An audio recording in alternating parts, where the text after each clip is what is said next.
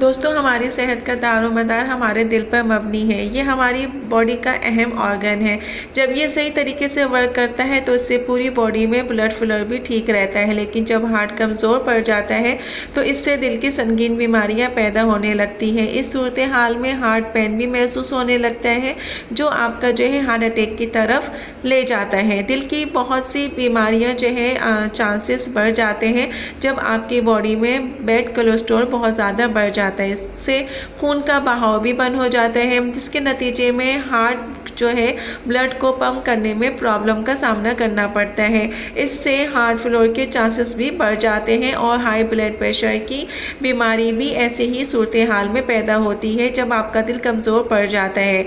आपको सांस लेने में परेशानी होती है और काम ना करने की वजह से थकान भी महसूस होती है।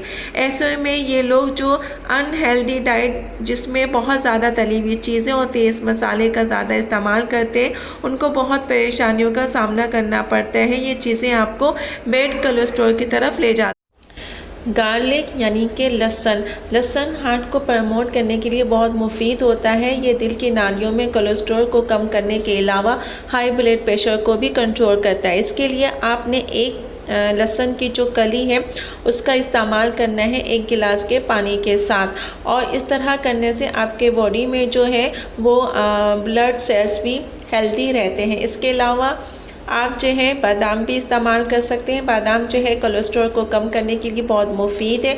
बादाम के इस्तेमाल से आपके नालियों में जमे गंदगी को भी रिड्यूस करते हैं। इसके लिए बादाम को आप रात में जो है 1 गिलास पानी में भिगो दें और सुबह जो है उसको छील कर आप निहार मुँह खा लें। इस तरह खाने से आपका दिल जो है वो मजबूत होता है।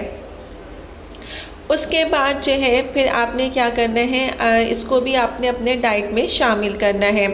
इसके अलावा आपने जो है दिल के मरीज़ों के लिए खजूर बहुत ही मुफीद है। इससे आपका दिल मजबूत होता है और यह आपकी बॉडी को एनर्जी लेवल को भी ठीक करके आप अपने हार्ट को हेल्दी रखना चाहते हैं तो इसको जो है आपने 3-4 खजूर को अपने रोज़ाना डाइट में शामिल करें।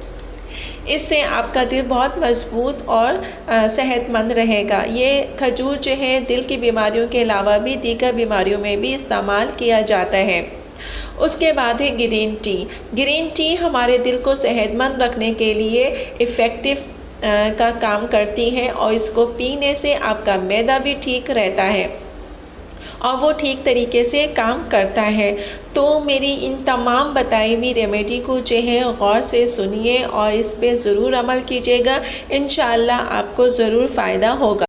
जी दोस्तों, तो कैसी लगी ये आज की वीडियो? उम्मीद है कि पसंद आई होगी। पसंद आए तो लाइक एंड शेयर ज़रूर कीजिएगा और अपने दोस्तों के साथ भी शेयर कीजिएगा। तो चलें दोस्तों, चलती हूँ। दुआओं में याद रखिएगा और अपना बहुत ज़्यादा ख्याल रखिएगा। इंशाअल्लाह फिर आऊँगी एक अच्छी और नई वीडियो के साथ। जब तक के लिए अल्लाह हाफ़िज़।